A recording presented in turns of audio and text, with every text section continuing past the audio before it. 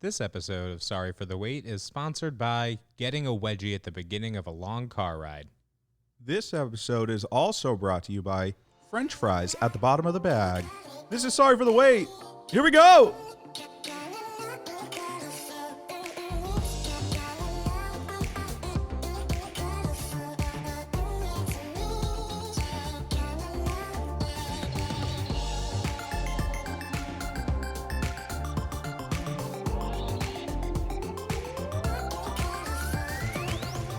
Fired up, ready to go. Welcome to the show, folks. This is Sorry for the Wait, a weight loss podcast for regular people by regular people. I am your host, Seth. And I am your host, Strawberry. Hey, Barry. What's up, Seth? Do you ever... I'm going to get right into this. Okay. Do Please, lay it on me.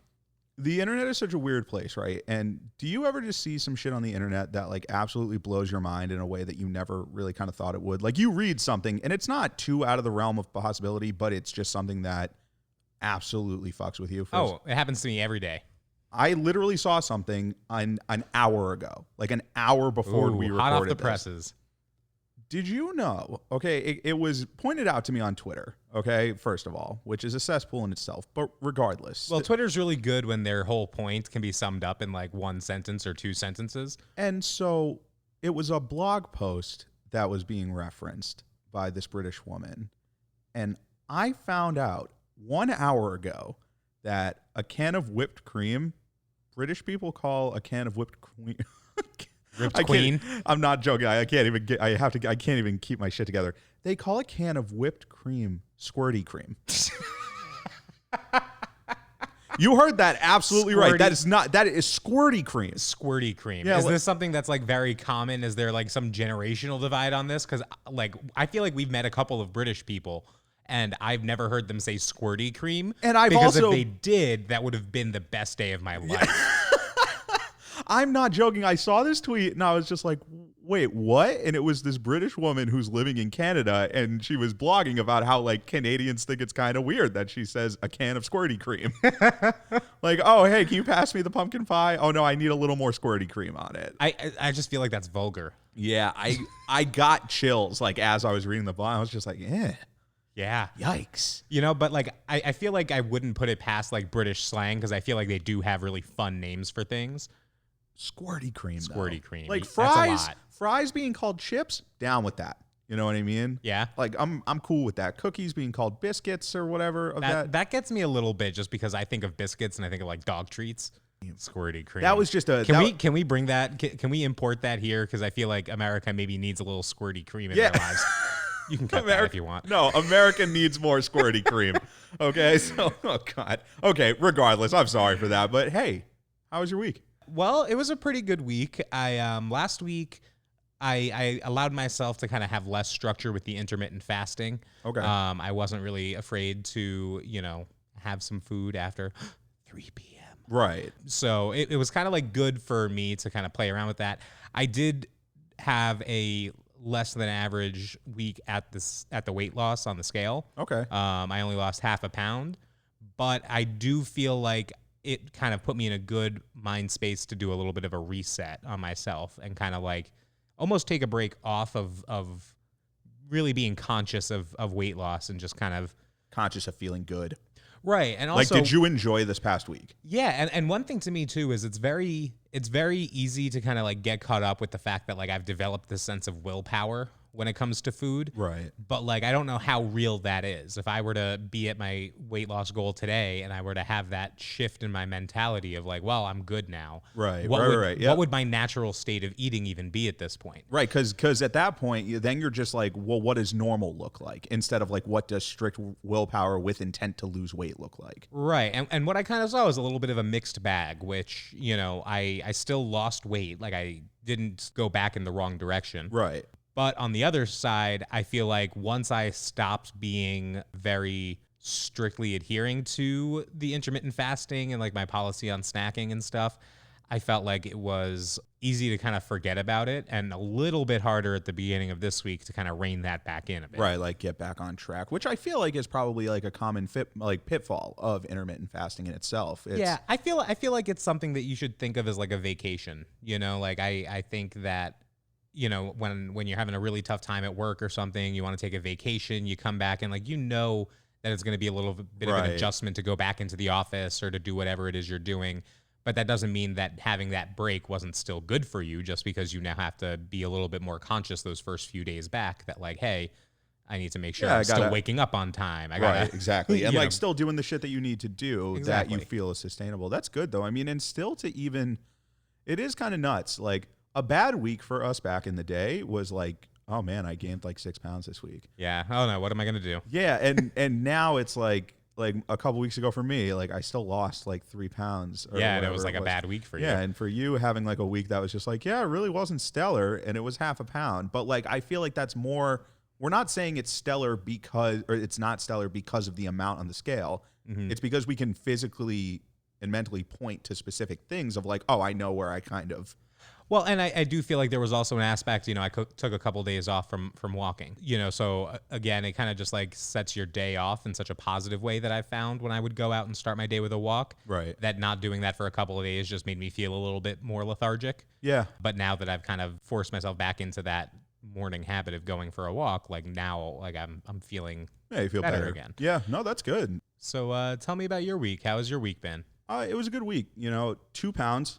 Which 2 pounds and now 123 total, which is fucking banana land, honestly. Was it easy as 1, 2, 3? Yeah, it was easy as 1, 2, 3. Good bit. I like that. Well placed. You know, the funny thing with this is that coming off of a 4.5 pound week to see 2, like in the old days, like in like our youth, I feel like I would have looked at a 2 pound week and been like, what the fuck are you doing? You know what I mean? Like I would have just been like, you blew it this week.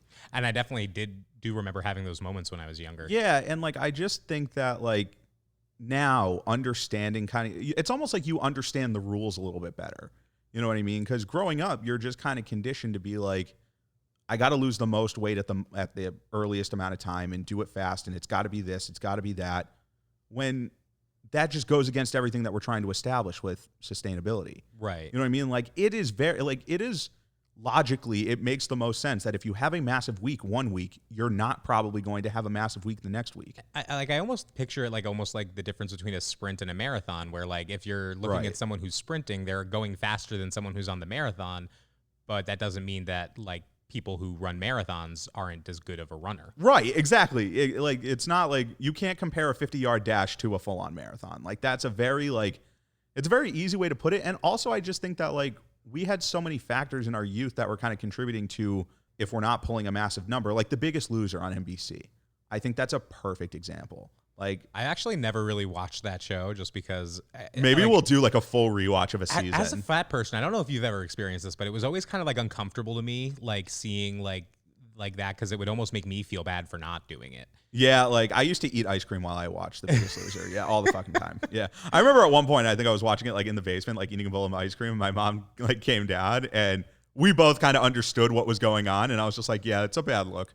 Like it's not a great look." But yeah, that's the thing though, is that like seeing 2 pounds on the scale, like I was thrilled, and then it was just kind of my usual on to the next one. And that's a healthy way to approach it. Yeah, because I just feel like the fact that we're looking at a 2 pound week and a half pound week and we're still just as thrilled about it, when I don't think we ever would have been before. We would have just felt like we weren't doing enough.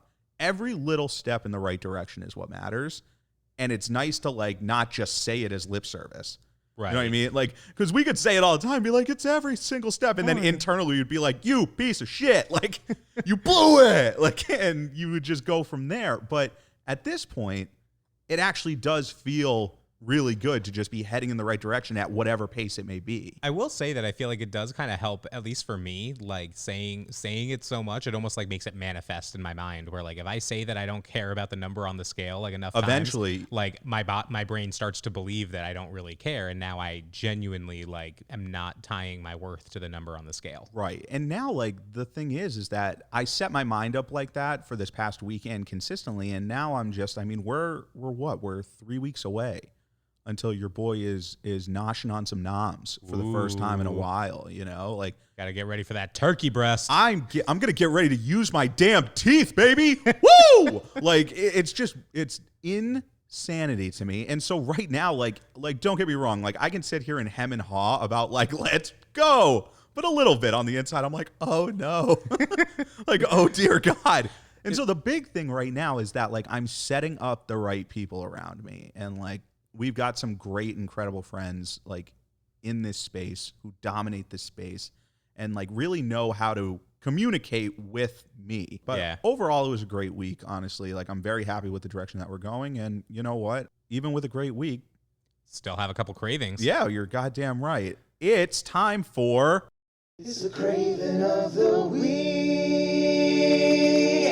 That's right, folks. It is time for Craving of the Week, and shout out to Josh in Pennsylvania, the wonderful friend, listener, and musician for that incredible theme song. Thank you so much. I was very excited when I first heard that. Yeah, honestly, we got it over this past weekend, and I was so happy that just somebody took the time. And Josh has been a day one. He was our first review on Apple Podcasts. So like he is a OG day one ride or die waiter, you know, like shout out to you, Josh. So thank you, Josh, for that. And I can't wait to keep using that. We are going to murder that theme song eventually. So what's your craving of the week going to be? So here's where I'm at, as per usual, is that Barry, I'm really not a beach person, right?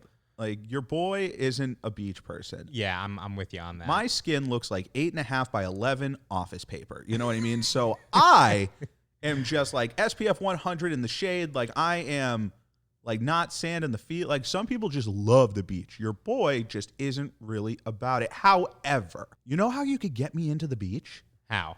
It's with this craving. I really want, and I think that it could spur my love for the beach, I want a boogie board made out of a McDonald's chicken nugget. Like, I want a McNugget boogie board. Okay. Think about the shape of a McNugget. Like, some of those shapes, like, they just have a little bit, but I do see, like, the shape, like, the connection between those. Exactly, because here's the thing, right, is that I either get this I get this dank nug boogie board, right, and then I'm just surfing that sauce, or I'm getting to the beach and I just commiserate, like, I'm not as miserable because I have a chicken nugget the size of a boogie board that I can just eat and be like, man, I wish I was home right now, but at least I have this. So important question here. If we have this chicken nugget boogie board, are we now like replacing the water in the ocean with different kinds of sauces? Or are we just like eating a saltwatery nugget? Well, you know what I was thinking is that like this would get me to go to the beach, but I don't necessarily have to replace like the ocean water. Where this really sings to me is like, you know, like those flow rider machines on like cruise ships where you can like fake surf. They have like the rectangular, it's like inclined a little bit and like you just get thrown into this like high speed thing and like people can like fall on the boogie board and it's always fun to laugh at on a cruise ship. Right. But that's kind of what I'm envisioning. Get me my own tank and I can switch out the sauces. You know what I mean? Okay, I'm so here for I can that. surf a different sauce every single day. All right, so lay some sauces on me. What are your top three that you're going for here? Okay, so sweet and sour is such a staple for That's me. a good one, and I feel like it really is underrepresented. People really don't give sweet and sour the credit that it's due. I love, like, if I had to give you my top three, like sweet and sour, like is really, really good, but it's not my number one because like I don't really have a number one. It's just kind of like, what's my mood? You know, because I love that creamy buffalo. Yeah, that's a good point. I love that creamy buffalo. Creamy buffalo does hit different. Creamy, than regular like buffalo. yeah, regular hot sauce, like I don't need my dank nugs in that, you know. But creamy buffalo really hits. And then for me, it's honey mustard. I love that honey mustard sauce. That was definitely on my top three. And just give me some dank nugs, a boogie board, you know, and like.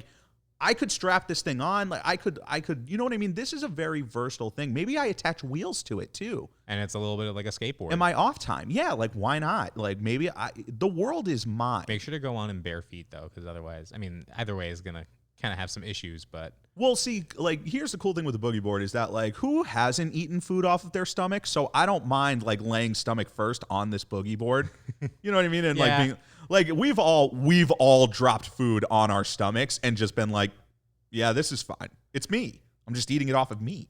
Yeah, I guess that's true. You know, if you've ever had a body shot, you don't have any right to judge. Yeah. Have you ever done a body shot? I've never done a body shot. I've never done a body shot. It just seems unsanitary to me. Yeah, especially like I think maybe body shots are really going to be like a casualty of everything that's going on in the world right now. Like any time that there's never going to be a time again where somebody doesn't go to do a body shot and they're like, you know what? Maybe we should have never done this in the first place. Well, I just feel like, when you have a glass that's dirty, you can kind of tell. You can kind of see a dirty glass versus a clean glass. I feel like when it comes to like, especially if it's not somebody that you're doing a body shot Very off true. of, where have you been? Yeah, if it's Jack the fry cook in the back who was like brought out to like take a body shot off of, like you never want, personally, like I never want a shot of Patron with lint.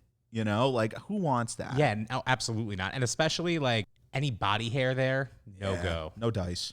Yeah, good. I'm glad we got that out of the way. Yeah, that was important. You know what? What about you? What are you craving this week? I need to know it. So I was taking a stroll down memory lane, and I was thinking of certain things that I really enjoyed, certain things that I don't really enjoy. Okay. One of my least favorite outdoor activities, and I think you might actually know what this is because it became one of my least favorite activities at camp. Do you know what my least favorite outdoor activity is? And maybe think of like field trips. Think of field trips. Swimming. Close. Well, because you used to love swimming as a kid. Yeah, but so there is swimming involved here. The water park? No, but you're still in the water area. Whitewater rafting. There Fuck. we go. That took you some time.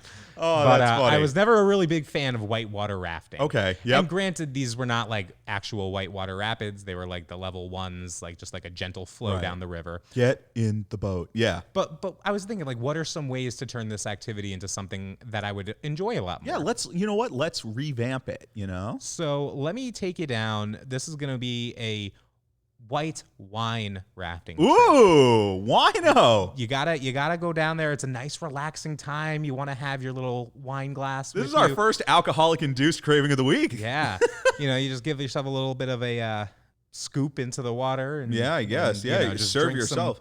Now, I guess, so these are still calm rapids. So you're essentially just doing like a lazy river, basically. yeah, but I do like the rafting aspect because it is exciting. You know what I mean? And that does play into it because I want this raft. Like, what are any staples at a wine tasting? I want the raft to be made out of cheese. Ooh. And Cheese raft. yeah, cheese love raft. cheese and raft. I want like there to be oars made of crackers. Oh, this is so versatile. This is so multidimensional, and I love it. And you know what? Maybe like there are multiple rivers flowing. Maybe one day I want to go down a white wine, Right. Like, river, but then the next day I'm like, you know what? I could use a nice little pink Moscato. yeah, or you know what? Hey, it's Friday, baby. Let's rosé it up, Yeah. like kind of something like that. Absolutely. Yeah, that's pretty interesting. And I wonder if like they could just branch off on the same trail. So maybe you like always start down a path of water and like just to like hydrate and get yourself ready for how absolutely plowed you are about to get. Maybe that's like a new thing then. Maybe the whitewater rafting is a little too much. Maybe it's just a lazy river and you have this like adult, like alcoholic water park that's like all alcohol. I do like that though. Drinking I that. think it's so funny that this is episode 15. This is Yeah. episode 15, and this is the first time we've mentioned an alcoholic craving of the week. I think it kind of tells a lot about us because neither of us are really like huge Because drinkers. food was our alcohol, yeah. So that's pretty good though. That's another craving of the week, and folks, again, SFTW submissions, please send us your craving of the weeks. SFTWSubmissions@gmail.com. But we are gonna move on into a fan favorite segment. It's honestly one of my favorites. I know this is one of my favorites too. We're going back to Breddit Butter and Barry.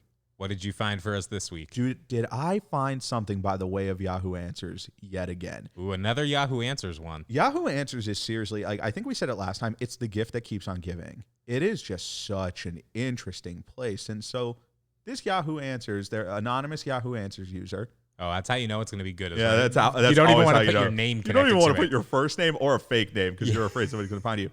The title, Getting Fat on Purpose as an Experiment?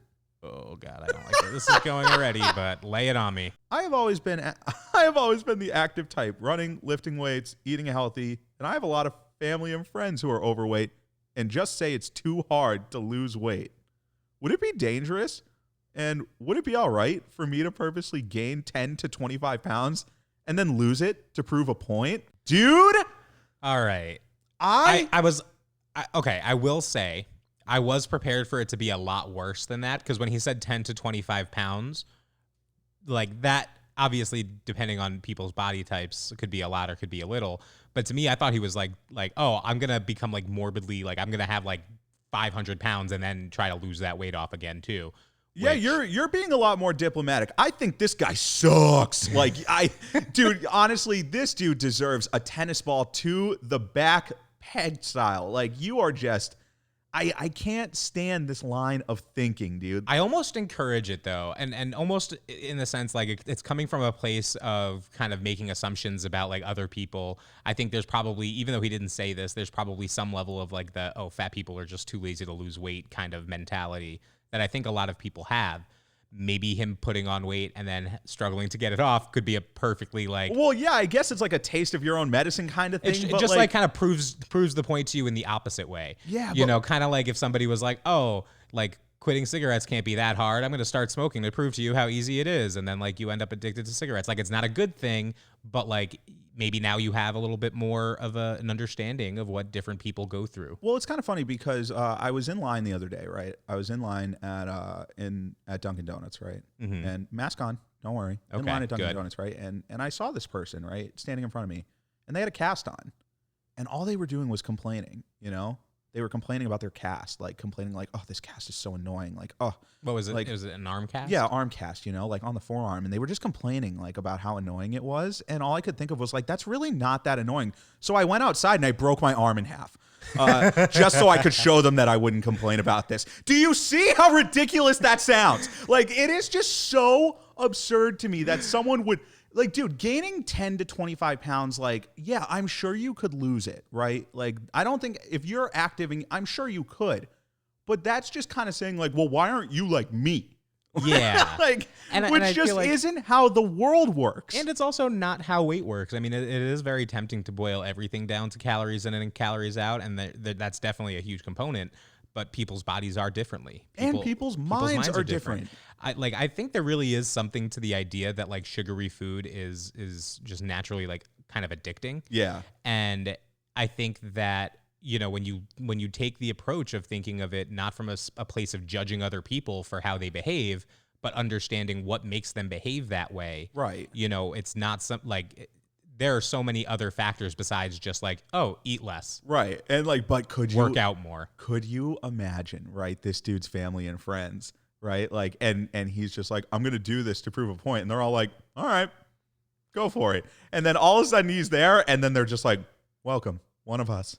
Like, because you just don't know what the detrimental effects are like that. This dude, he could very well, right? He could very well gain all this weight and then just realize, like, oh man, this is super dope. Like, you're telling me like I don't have to worry about being in the gym or doing all this shit. Like, I can just like face Taco Bell all day. Like that's the kind of thing that you can't account for. Right. And so you don't know. And I also feel like if you're coming from a place where you are fit, that means that you have developed pretty good habits as far as eating, as far as exercising. Like you probably are already in a pretty good place for yourself. Right. And so you're going to now take time to break this habit. Right. To undo all the work. Start bad habits under the assumption that like, hey, it's not going to be that bad to go back and reform those habits. Like, what if it is? But like, what if that's it? What if you're like, exactly fuck going back to the gym? You're like, this life's dope. Like something like that. Because it does speak volumes to just how far people will go just to prove a point that will serve literally no purpose. I also will say, as somebody who, you know, I grew up and my younger brother,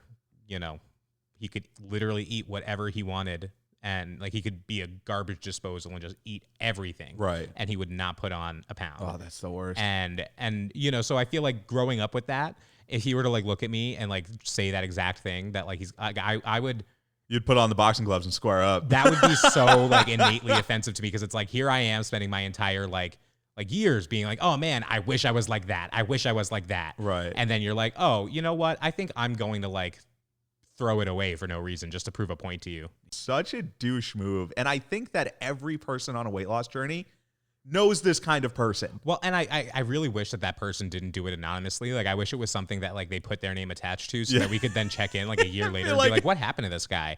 Because like the two extreme options, one of them is like he did exactly what he said he was going to do, and his family just hates him now because he's a smug asshole. Right. Like best case scenario. Like you're not allowed at the parties anymore. And then worst case scenario is he is just not doing well. Yeah, not doing well in whatever capacity that looks like. And so if you don't need to prove, you have to really understand, like, what is this point going to do for me if I prove it? And what are you willing to give up to prove the How point? How far are you is it really whatever it takes for you to have those 2 points like of pride? I almost feel like that's like the mental aspect that like you need to work on yourself, is that like you care so much about other people's like body sizes that you're going to literally morph your own body. Yeah. And like, it's just I just think that that's an ego thing for sure. Regardless, but we are going to move on right into our main topic of the day. I am so excited. And the title of this episode, folks, we are going back to camp, MTV's return to Fat Camp. What did we do last night? So we rewatched it again, and we watched this back when we did our first Fat Camp episode, but we wanted to do it again. Yeah, we wanted right to before to have it be fresh. And I'm so glad we did, because there were so many things that like small moments that I just forgot. Like so many things that we just like. They were little things, but like just little things that we didn't really account for, like because we watched them back to back. Right. And so this time around, it was just so funny. We were cringing, we were cracking up, we were relating a lot. I definitely feel like I got more of like the high emotional side of camp in this one compared to the first documentary. Yeah. Like the first Fat Camp. Well, so to lead this off too, right, is that differences from like the big difference that I know is they followed only campers this time around. Right. Like I really like that. Like the 5 main people, all campers, which I think is a good way to really kind of get. And I like the age groups that they kind of focused on. The fact that MTV did this once, right? And then they were like, we got to do it again. I think that elevated kind of the drama factor. Mm-hmm. And like this one, the first one felt more authentic to me than the second one. Would you agree? Absolutely. And I think that's just a natural thing that happens with reality TV, where like the first time you do something and it's there's no like expectations, there's no like pressure and not as many pressures on it. Right. Once you have a hit, then you need to top it. Yeah, no, I agree with that. And I think that we saw a little bit of that, but the 5 main characters that were followed during this, right? Mm-hmm. There was a girl, Logan. Yep. There was a girl, Adisa. Mm-hmm. There was a girl, Sam. Okay, yes. So those were the 3 female protagonists. And they were all in the same group too, right? No. Sam was separate. Yeah, Sam was the oldest girl camp. Logan and Adisa were in the same group, which we will get into. That is World War III right there. Oof. And then on boys' side, you have Dan, mm-hmm. and you have... And Dan is actually somebody that we both know. Like Dan is someone that we know very well. Dan was one of my advisors. I mean, Dan was one of my advisors on Gold Galaxy, and we love Dan. It was definitely interesting seeing this one. We definitely knew more people, especially like just like the background people. Oh yeah, absolutely. We definitely recognized a lot more people in this one. And then finally, the last boy that they covered was Justin. What I want to focus on to start, obviously, is that Diane has a couple cameos. And of course, we needed to talk about Diane. I love you, Diane, America's spirit animal. There's a reason she's the only character that makes a return appearance. Yeah, of course. Like she's the only one that America needed to see again. Her audience score must have been off the charts, dude. Like everybody loved Diane. Okay, but regardless, where this really like you can kind of see where this gets set up, where like Adisa is opening up like her like character monologue or her like profile. Right. Watching the Adisa Logan thing was so fascinating to me. Especially for us, right? For us as male campers, and I can't wait to eventually have like girl side former campers and counselors come on and talk about really just kind of it's a jungle. It's prison rules. It's a whole different game. And where Adisa starts off her profile here is just mainly like, there was a lot of drama in my bunk last year, and then you just see the opening credit scenes of like her going up to some campers being like, did you miss me? And you can just see terror. And they're just like, no. And it's just so rough. And then you have this girl, Logan, who like her opening profile is like, she comes from like a very like small home, like doesn't have her own room, feels like she has no privacy. She wears sunglasses like all the time and like tries to just like keep to herself, but is very drama filled. And that was one of the things too that like she was, the sunglasses, like kind of like that anxiety of like, and this is her security blanket kind of, Right. Kind of things that when we were campers, we probably wouldn't have like thought of the way that we are now, because now we're adults and we actually exactly, understand and what we can kids look are at those things a lot deeper. Yeah. And I think the big thing with her is that this goes to kind of what we were talking about with any kind of camp drama, like in the first one, and we see this a lot in here. You have a lot of kids that are spending a lot of time with just themselves in the off year. I mean, like they'll have like their couple of friends, but like when you're thrusted into this environment of living, like with every interaction's a huge social you're living with interaction. 10 to 12 other people who are your age and going through the same kind of emotional shit that you are. It like they set this up very early that this was going to be like a war.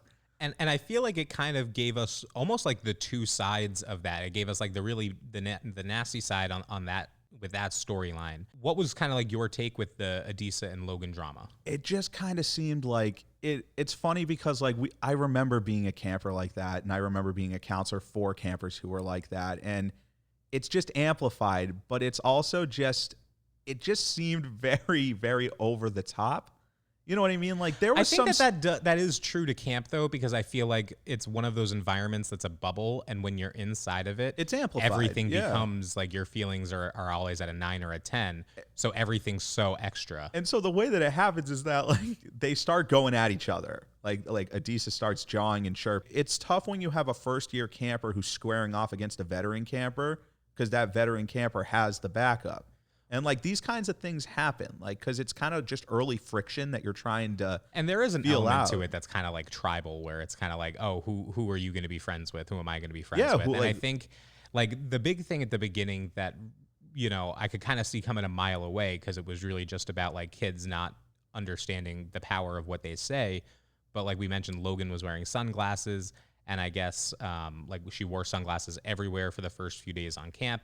And so rumors started to pop up, and I think the documentary implied that Adisa was kind of like the start of those rumors. I don't know whether that's true, that she wears it all the time because she's high and on pills and all these things. Right, exactly. Just like classic kid shit. Yeah. Yeah, but then you also look at it from the sense of like, this is somebody's like security blanket. They have like a lot of social anxiety, and then like now this is what's happening from that. You know, so it becomes this situation that isn't what anybody intended it to be, but it's not a great situation. But you know what I loved about it? This is one of my favorite scenes in the whole thing. And the head girls counselor, Jen, comes into their bunk and was like, hey, you all need to be ready for aerobics at 9:30. And at 9:30, you are all going to meet with the big dog. And they're all sitting in the rec hall. And then Tony just comes in and just like eviscerates. He ethers them. And you can just see these like tough girls like who are tough outside the bunk, and you just see this like the faces of terror. And like, and I loved, and he was very unapologetic about it, and I loved it. He was like, there is no place for bullying here, and like kids were rolling their eyes. And he was like, did not sign up for this. That's like the big, like the heavy line there. Like, and he's like, if you have a problem with it, call your parents. And we were like, let's go. And then he calls the parents, and the parent was like, oh, that's not my daughter. She wouldn't be bullying. And Tony's just like, well, she is. And if it doesn't change, you got to come get her. And then he was talking about like, oh, well, maybe I should bring her home. And he's like, well, if you want to take her home, like that's fine. Like, because if she's going to keep acting this way, we can't have her here. And you know what I loved about this is that they get in there, right? And Adisa's in the office, and like you can just see the tears coming down her face. That office is undefeated. Oh, absolutely. That is playing a game 7, like in like the old Garden. Like, I think you could put Mike Tyson in that room, and he would break lose. down. Yeah, he would just be. There is an aura of that office where it is. Nobody goes in there and comes out not feeling a little shaken up. Like it's just always, because that's what it. The worst is when you get called into the office and you know you haven't done anything wrong. Yeah. So you're just kind of like sitting there, like waiting for a shoe to drop, and being like racking your brain, like, what did I do that could have gotten me here? Oh, I forgot to sign out on my night off the other night. Is this it for me? and then it comes out to be like something that's such a non-issue. Yeah, exactly. But one of my favorite, like, because the funny thing about this documentary is you kind of watch it, and especially in the opening few moments, it kind of like puts you in this position where in your head you're kind of like, oh, well, fuck this girl, she's being a bully. But I found it very interesting what they did, like, or how Adisa kind of changed throughout the summer. And there were a couple of moments where I did feel bad for her, even though she wasn't necessarily, always in the right. So like at one point, and I'm sure this is why that never happened again, But Adisa was excited about her birthday party. Yeah. She was turning 15, and she wanted to throw a big quinceañera. You know, so they were like, well, everybody's invited to the party, so you got to invite everybody. So she like goes through, she makes all these invitations. She has like these lists, and then they have this party in the rec hall that she invited the whole camp to, and like 10 people show up. And yeah, that's a tough beat. It's tough, and it was though. tough because it's like on the one hand, there's part of you that's like, oh, well, I just saw her like being a bully, and so you kind of like almost want some sort of karmic justice for that. But then this happens, and you look at her and you're like, oh, that sucks. And like, yeah, because you do have to remember that she's a kid. Kids. And so like I want to switch in the space of like still being on girl side to Sam.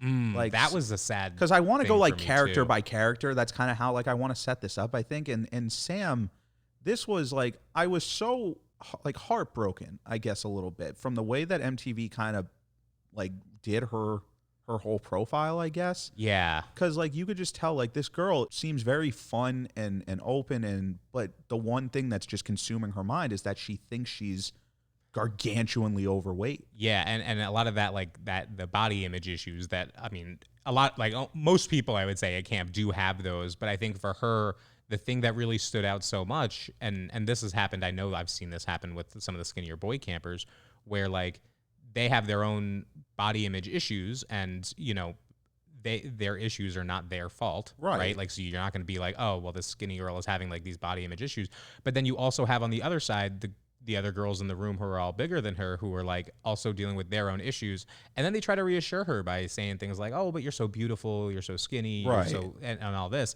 and then she just keeps like negging on herself and being like, "No, I'm fat," and it's tough. Just this really tough position because I feel nobody like, wins. I feel like she was so set up for that too, because even in her like opening intro, it was talking about how like she was holding up the jeans that she bought that were a certain size, and her mother just chimes in like she can't wear them right now.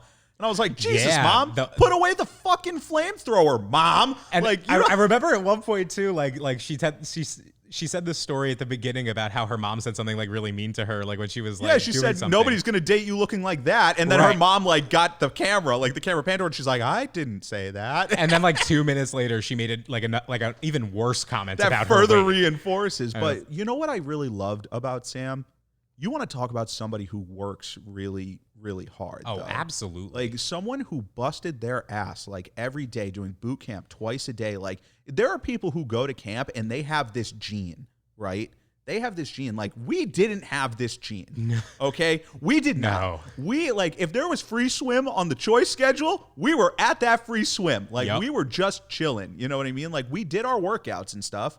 But we wouldn't do that if we had the choice. Yeah, we weren't doing boot camp twice a day, or like we weren't doing like that's just not how we operated. To see someone work this hard, and that's why I think I felt so bad when she would go in for her weigh-ins, and like it would be like down a half a pound, down a pound, because you could see it on her face, and that was never the mindset that she should have had. But I think it's a great lesson, and I think she can be a great role model for a lot of reasons, and one of them is that one of the things that she talked about is like a complicating factor for her weight is that she had diabetes. Yeah, being a diabetic. And you know, so going back to that whole idea of there are things outside of your control that do make it easier and harder. So here she is busting her ass, probably working harder than a majority of people that I know from camp, just by making all these right choices. But like the health stuff makes it so that it's a lot harder to lose that weight. And she still stuck with it. And her greatest weight loss was like at the end. And she had this really great feeling. For her, I think her biggest thing was that I just really, really hope that mindset changed. You know what I mean? Like, I hope that it wasn't as obsessive, because even Tony said it at one of her weigh-ins, like, you can't be obsessive about this. I will say that, like, this, like, watching Tony on the dock, it kind of, like, had a lot of very good moments for him. And one of them was that weigh-in where, you know, she weighed in and she was very visibly upset by it. And, you know, he gave a pretty good pep talk of, like, why it's not the end of the world and that it's okay. And so then we move over to boys' side, right? And we get introduced to Dan first. We get introduced to Dan, and Dan, I really hope that you're out there listening. I hope so too. Because Dan comes in, man, it's just so funny. Comes in, he's very nervous, obviously, like he is homesick homie right there, like right when he gets out of the car. And then, of course, like he walks up and Tony's like, you got to spit out that gum, man. Like, welcome to camp, but like, get rid of the gum. And that is honestly the most perfect picture of Tony right there. Yeah, that is so funny to me. Welcome, spit the gum out. Yeah, I was like, that is so consistent. It's so funny. But Dan comes in and he you can tell like in his voice where he's just like, it's my first time ever away from my family. I think he said like the most he'd ever been was like 5 days. Right. And you're there for an entire summer. That's terrifying. No matter what age you are. But I just love that like he's on the porch with Petey. With freaking Petey, man. And Petey's like, it's going to be an awesome summer. It's going to be great. I thought it was really funny that they had Petey, like the star from the previous season, but like he literally showed up as like a background character for one moment and then disappeared. The only thing they changed in like the character editor was that he had a chin strap now. Like that was like the only thing. And he's grown. Yeah, exactly. And so he's like, it's going to be awesome. Like, and he's like, Petey's got the energy going and Tan's just like, because at that point you're just saying whatever it is to end the conversation so you can sort of like survive the day. Well, and I feel like we can't really talk about Dan's arc on without talking about phones. Exactly. I was so glad that you segued to that because the phones, dude. So first of all, I know that I've been there. When I was a camper, I didn't know that it was like, oh, every camper just brings their own phone and doesn't say anything about it. This was back in the days when they had the payphones. So if you wanted to call home, technically the only thing you were allowed to do was wait online during your free time and then get a 5-minute payphone call. Exactly. And phones in the cabin. It's just... It's such a staple.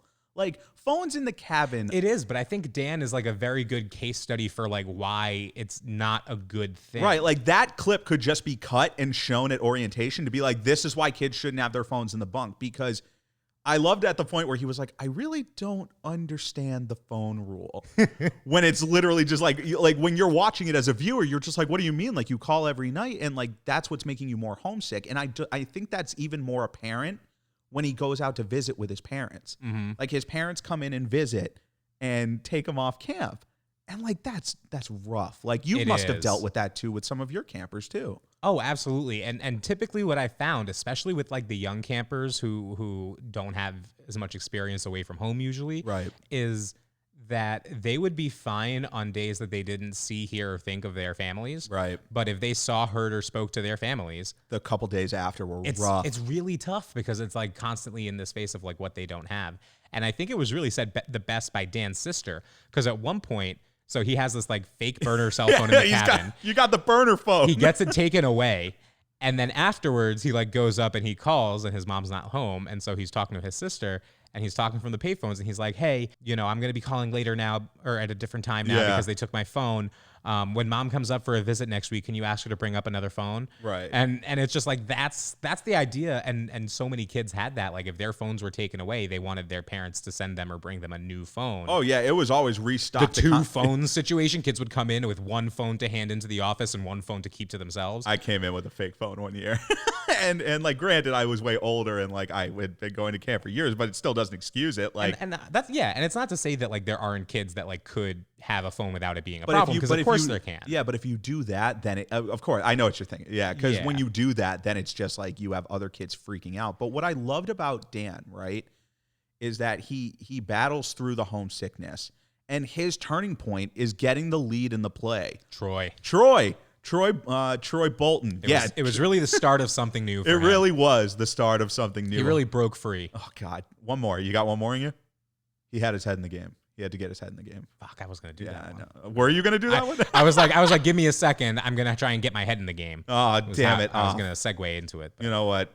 Oh, that's a good one, too. It's okay. Whatever. Yeah, no, it's okay. No worries. But regardless, so when he's trying out for the play, you can already see him breaking out.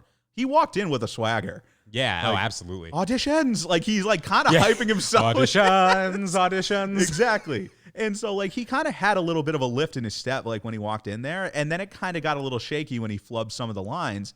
But he ends up getting the lead. And I think that's where you kind of see his love for camp, like, skyrocket. Right. Because then you have him, he crushes the play. He crushes the role. Because I do think the drama program, I'm glad they highlighted it really in this doc.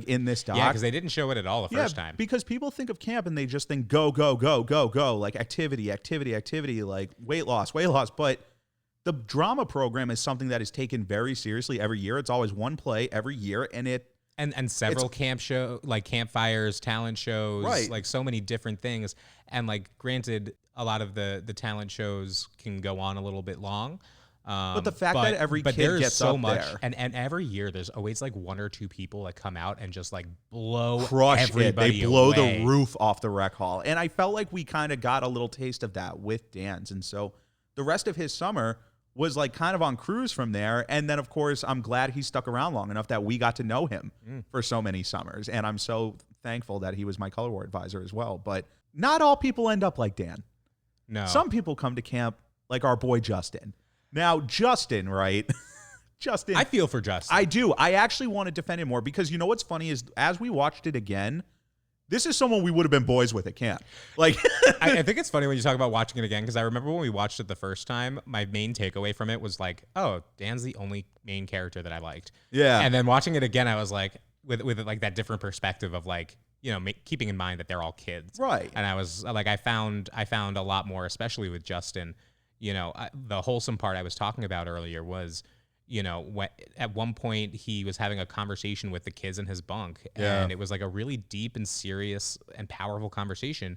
And he was talking about like how his weight gain. I think the question was like, how much weight did you gain in a year? right. And he said that he put on like the bulk of his weight after his parents got separated. Exactly. Yeah. That was a big moment that like went really quick.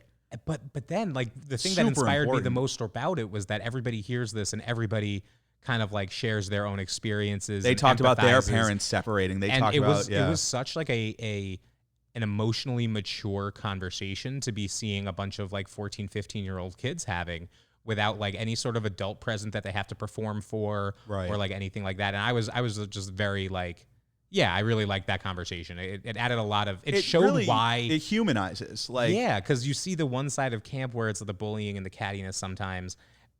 But I thought that was a great way to kind of show like, hey, like there's also like these really serious bonds that get formed because people are more open with each other in this environment. and just to loop back to like someone like Logan, who we were talking about in the very beginning, like the minute she like eventually she gets to move out of her bunk because she forms like a very tight knit group of friends.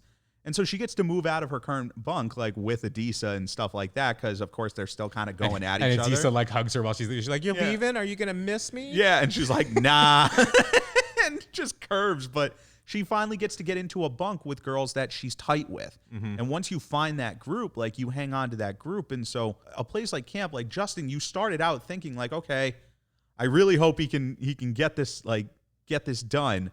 But then he just starts doing the normal stupid shit. Now he probably had one of like the worst, I guess, like edits as far as like seeing at one point like he is thinking of like pulling this like funny prank and like a lot of 15-year-old kids who think they're pulling a funny prank. It's actually not a funny prank. It's kind of dangerous. He was going to throw Visine in a kid's water bottle. Like, Yeah. and it's right there on the dock. And then all of a sudden, like eventually he like goes and dumps it out. And I have some inside info on that. Ooh, So, do you? so from one of our listeners and a friend of ours, Zach down in Miami, who was Justin's confidant in the dock. And I had talked to him about this on the phone and he said it was all good. So that was like manufactured. Really? Like In what way? The prank like was practically manufactured. Like the camera crews were like suggesting shit. Oh, like the people behind the cameras? Like they weren't telling them like you have to do this, but it was more like, oh, you should totally do that. Right, and then obviously a 15-year-old kid's like, Right, oh, a 15-year-old cool. kid's like, oh, I want MTV to think I'm cool. Right. Like, and then they throw it in there. But that then frustrates me so much. exactly, which is why I think all these docs have to be taken with a grain of salt, because it's just like, what is it? And I was told from Zach that like so much of this stuff was put like left in the cutting room, like Well, I'm on the sure, cutting room 'cause, table. Like they don't want to edit it so that it's like their own people are telling this kid to pour Visine in a water bottle. They're going to edit it so that it's this kid just doing it because exactly. he's a shitty kid. And which that is was the just wrong- kind of like the just- surface of it. Like there it's is so a misleading. like I've been told that there was a lot of stuff that like the MTV crews like were kind of suggesting that was just like completely left out of it. And like it kind of makes sense to me now, like thinking about like we went to camp for so long, and like there had been occasional rumors of like, oh, they're going to do an MTV thing again, or they're going to do a Right. documentary. But like kind of seeing that kind of stuff makes me go like, oh yeah, this is why that's a bad And I'm idea. glad that when we were there was never anything like that. I'm so God, happy. I 'cause probably would have actually wanted to be a part of it, which looking back on it, I know would would have have. been terrible. Oh God, just having that memorialized. Oh God, that would have been terrible. But so eventually, Justin just doesn't really make the right decisions. He gets hurt during a fight club, which is classic because like, Dude, underground fight clubs Dude, at camp, like Like We're being facetious here, though. Like, I mean, Yeah. like, it's just roughhousing in the bunk, course, like, which, yeah. like, during the time we could do. You know what I mean? Like, I don't even think you could do that much anymore. But yeah, like, that definitely that was still a thing when we had first started at camp. But like by the time that we were like Oh my group God, leaders yeah. and stuff, No, like that was that shit would have been shut down immediately. But like, you earned your battle stripes back in like those mid 2000s to like late. The Wild West of camp. Exactly. And so, of course, he gets hurt during Fight Club, and he's got a walker, and he's like, I really don't want to use that walker, but it's just, you got to. But at the end of the day, like, if you're there and you're not doing anything, like, I think, like, at that point, they just kind of had to send him home. As somebody who was injured and granted, this was also your general summer, so Yeah. you were injured, but you also had that thing to kind of hold on to.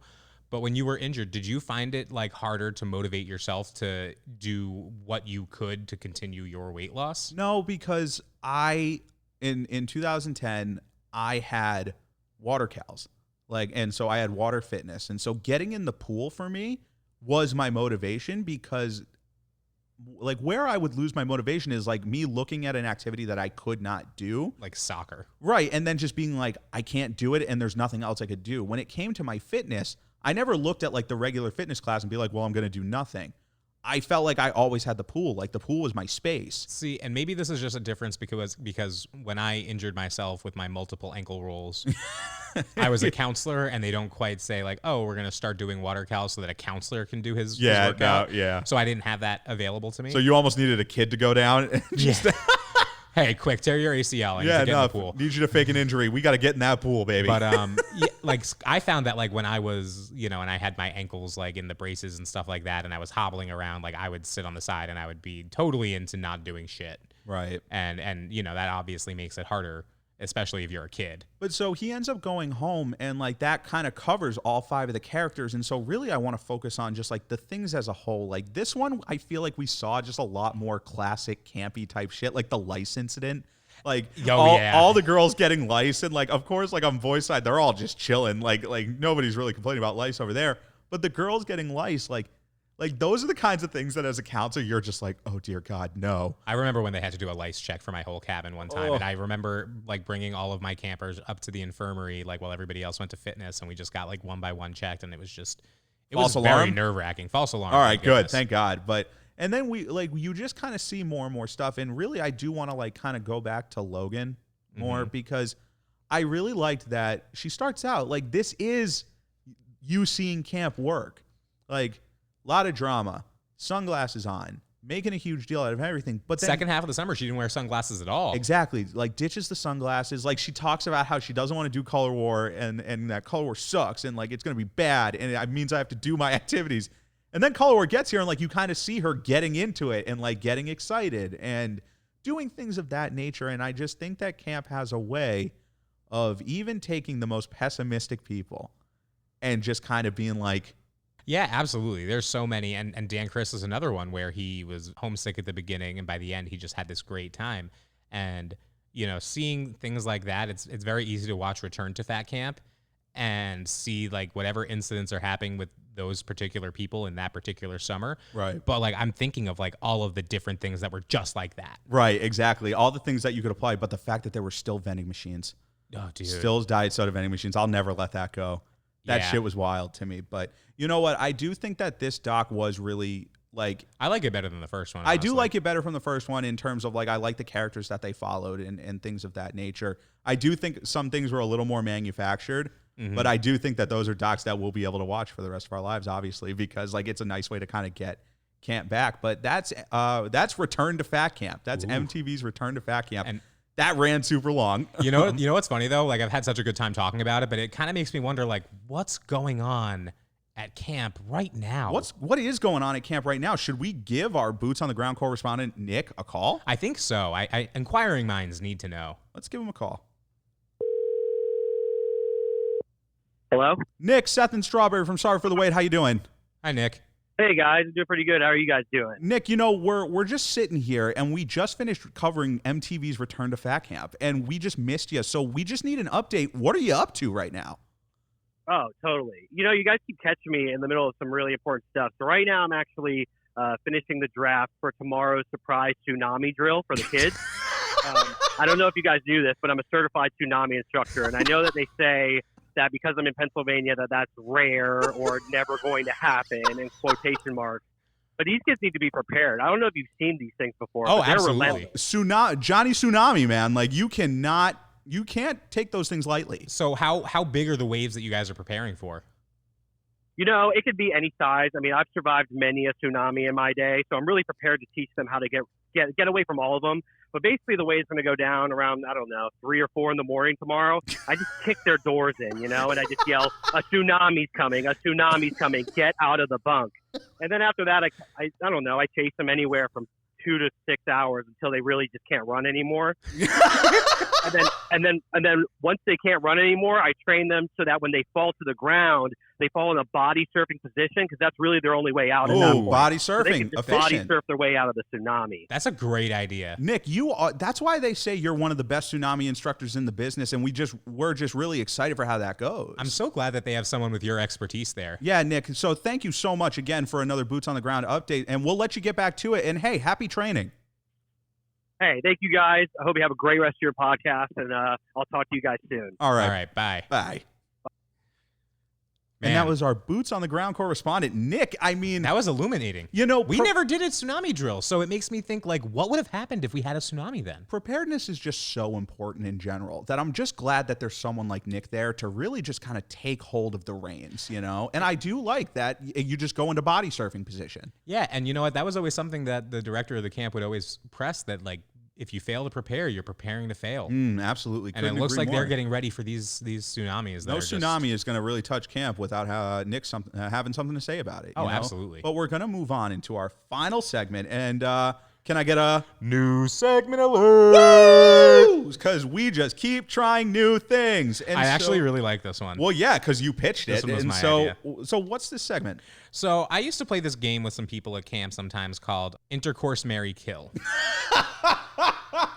The idea being you take three names, like give me 3 names, you know, Kim, Courtney, I and wondered Chloe. if you were going to say it. I wondered if you were going to say it. Fuck, marry, kill. I mean, this this is a oh, man. All No, right. it's funnier with the intercourse. I'm going to cut that. But Okay. I thought you were going to say it. And so I like the modification. So what's this one called then? So this is going to just be called Never Once Forever. Never Once Forever. So we're going to go back and forth a couple times, and we're going to give each other 3 different foods, different combinations, and you have to pick out of those foods. One of them you can never eat again. Okay. One of them you can only eat one more time in the rest of your life. Okay. And the third one you can eat as much as you want forever. Okay. Wow. That's rough. Because, like, of course, like, the never is the never, but even the once. It is hard. The once is really, really tough. Okay, so... And then you're going to have to justify it a little bit. Okay, so we each wrote down a couple options for this, okay? And so do you want me to lead off with you, or... Yeah, why don't you lead off? So we are in the appetizers region, you know? We are in the hors d'oeuvres, I if do you like will. those. I went with these 3, and I think this might be tough for you. I went with wings. Okay. Like any wings? Yeah, just Ooh. wings. Okay. Nachos. Okay. And jalapeno poppers. All right. So I'm going to go. I'm not a huge nachos guy. Okay. Like, I enjoy nachos, but I just don't eat them much. So nachos will be my never. Interesting. Okay. And then, so wings I would eat forever. And then I guess jalapeno poppers I'd only have once. Really? I figured you were going to go always with the jalapeno poppers. The thing is that like wings means that I can never I have know, wings dude. again. Wings- Like that's. Yeah, wings are just so tough. And so for me, I know that this is nuts, but nachos are my forever. Yeah. Yeah, nachos are absolutely my forever. Like, wings are my once. My jalapeno poppers are never. And Yeah, that doesn't surprise me. yeah, like, because for me, like, I You've never been I a can do jalapeno without the guy. poppers, but like, for me, it's tough between nachos and wings. But like, I love nachos, dude. My California king size bed full of nachos. Like, I love nachos, and so like for me. In the appetizers region, appetizers can make or break a meal, in my opinion. Like you have to start off on the right foot. Oh, yeah. And there is no better foot for me to start off on than a bunch of sour cream, guac, cheese, chip, salsa. Like, that's just my jam. See, I can't imagine not having any buffalo wings for the rest of my life. Yeah, no, that is rough. But give me your 3. I want to hear your good 3. All right, so here's my good 3, and I did not hold back on this one. Ice cream, pizza, and hoagies. Oh, man, because I'm thinking of a Wawa hoagie, too. Mm-hmm. I knew if I just said sandwiches, that would be too Yeah, I vague for you know. to really understand the Shit. stakes. Okay, this is gonna be kind of nuts, but pizza is my forever. Mm-hmm. Hoagies are my once. I'm getting rid of ice cream. Really? Yeah. Okay. So I did have a lot of time thinking about like what I would do for this one. Yeah. For me, the first thing that I was thinking of was the once. Ice cream is my once. And I think that's an easy thing because I could never say that I will never have ice cream again. Okay. But giving myself like one big last ice cream, like go to the Ben and Jerry's factory and just fucking go wild. Like I need. Yeah, to have you would that. just like you would take advantage of it. And also like I couldn't commit to ice cream as like a forever thing because it's ice cream. But then I was like pizza or hoagies. I can eat one forever and one of them I can never eat again. And what do I do? Yeah, that's rough. And it was very hard for me to think this through. And I still don't know how confident I am. But I actually went with hoagies for my forever. Wow, that's a curveball for me. Yeah, and because like when I first saw it, pizza, like immediately I was like, oh, forever. But then I was thinking like, okay, if I'm looking at like pizza and hoagies and I can only eat one of these for like the rest of my life, like which one gives me the most versatility to do whatever I want with? And you don't think pizza gives you that? I think pizza does give you that to an extent, but I feel like hoagies. And now maybe I'm rethinking it. I wasn't very firm in it in the first place, but I'm feeling like That's wild to me. That's crazy. It's very tough. It's very tough. It really is. And I think what it comes down to is that like you can have like an open hoagie, you know, and you can put like the pizza stuff onto a hoagie and make it like nice and pizza-y. Right. But like there are certain things on a pizza that like, you know, it's just not gonna work. No, that's interesting. Yeah, for me, it was always just like the only way I could justify like giving up pizza is the fact that pizza is around me at all times. And so it would be like for the health of it, like it would almost just kind of be like that, like sense of mystical magic that I could never eat it.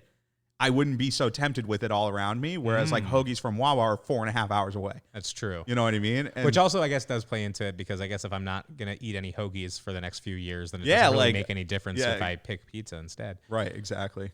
I think the funny thing with this is that just no matter what the options that are presented, like either of our three that we presented, it's just someone will have something different each and every time. Like even though I know there's only a finite amount of options, but people will have justification that just freaks people out. So folks, we need to hear from you. Yeah, send us an email with what would be your never once forever. Yeah.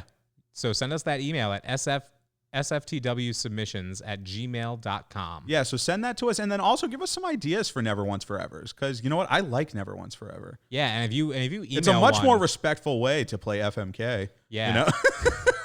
Doesn't really degrade anybody. Or intercourse Mary. Intercourse Mary and then deceased. But but we're gonna go into closing thoughts and I have like actually a different closing thought, and it's from a listener, Rebecca in Missouri. Oh, yeah? And so Rebecca sent in, remember when we did Don't Knock It Till You Try It? Mm-hmm. And we asked people to send some stuff in, okay? And so Rebecca sent in a few options, but I want to focus on one. And Rebecca, if you're out there, thank you so much. Like, we really appreciate this. A staple in Rebecca's family household, right? Mm-hmm. Vanilla ice cream with spicy jalapeno Cheetos. Huh. What are your initial thoughts on that? Quick, rapid fire, 10 seconds. That sounds great. Yeah. Like honestly, like there was a second where I doubted, but like when I thought about it, I was I'm like, right. you know what? Yeah. The vanilla is like such a great like base, but then you get the spiciness that like just gives it a kick. There's almost like that kind of like cool heat. Like a crunch, yeah, some cool swalty. heat, some crunch. Yeah, like I think that something there works, and I'm gonna take her word for it. We might have to try it one day. And so like add that to the list of the 1,000 other things that we now have to try when we exactly. And like that is just but like I saw that email and Rebecca, thank you for that email because that really like lifted me up. That was super awesome. And folks, that's another episode down, and we want to say thank you so much for listening to another episode of Sorry for the Wait. We can't tell you enough how much we really appreciate it. a lot. And so, folks, we really want you to submit anything. Submit fan art, submit questions, submit cravings. SFTWSubmissions@gmail.com. And make sure to check our show notes when you're done listening to see our social media handles. And we also want to give you something a little new. Something a little new. We have now set up a voicemail box that you can call and leave us voicemails to hopefully be on the show. That number is 774-855-9433. So call and leave us a voicemail. And make sure that if you're listening to us on Apple Podcasts, that you give us 5 stars and rate and review. Yeah, make sure to rate and review us, folks. It really goes a long way with trying to put us on the map, and we really, really appreciate it. But you know what? Until next time, I'm Seth. And I'm Strawberry. And remember, folks, keep your friends close, keep your enemies closer, and keep your snacks the closest.